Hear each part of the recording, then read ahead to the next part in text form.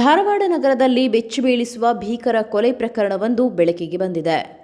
ನಗರದ ಟೋಲ್ ನಾಕಾ ಬಳಿ ಇರುವ ಐನಾಕ್ಸ್ ಥಿಯೇಟರ್ ಸಮೀಪ ಯುವಕನೊಬ್ಬನ ಕತ್ತು ಸೀಳಿ ದುಷ್ಕರ್ಮಿಗಳು ಭೀಕರವಾಗಿ ಹತ್ಯೆಗೈದು ಸ್ಥಳದಿಂದ ಪರಾರಿಯಾಗಿದ್ದಾರೆ.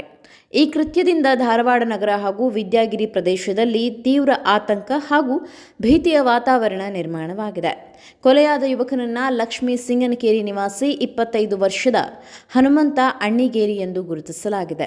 ಹನುಮಂತನ ಮೇಲೆ ಇದ್ದಕ್ಕಿದ್ದಂತೆ ಮುಗಿಬಿದ್ದ ಕಿಡಿಗೇಡಿಗಳು ಮಾರಕ ಆಯುಧಗಳಿಂದ ಕತ್ತಿನ ಭಾಗಕ್ಕೆ ತೀವ್ರವಾಗಿ ಹಲ್ಲೆ ನಡೆಸಿದ್ದಾರೆ. ಕೊಲೆಗೆ ನಿಖರವಾದ ಕಾರಣಗಳು ಇನ್ನೂ ತಿಳಿದು ಬಂದಿಲ್ಲವಾದರೂ ವೈಯಕ್ತಿಕ ದ್ವೇಷ ಅಥವಾ ಹಳೆಯ ವೈಷಮ್ಯವೇ ಈ ಕೃತ್ಯಕ್ಕೆ ಕಾರಣವೇ ಎಂಬ ಕೋನದಲ್ಲಿ ತನಿಖೆ ಸಾಗಿದೆ.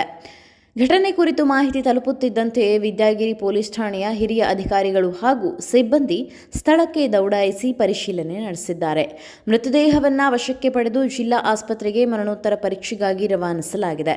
ವಿದ್ಯಾಗಿರಿ ಪೊಲೀಸ್ ಠಾಣೆ ವ್ಯಾಪ್ತಿಯಲ್ಲಿ ಪ್ರಕರಣ ದಾಖಲಾಗಿದ್ದು, ಸಿಸಿಟಿವಿ ದೃಶ್ಯಾವಳಿಗಳ ಆಧಾರದ ಮೇಲೆ ತಲೆಮರೆಸಿಕೊಂಡಿರುವ ಆರೋಪಿಗಳ ಪತ್ತೆಗೆ ಪೊಲೀಸರು ಜಾಲ ಬೀಸಿದ್ದಾರೆ.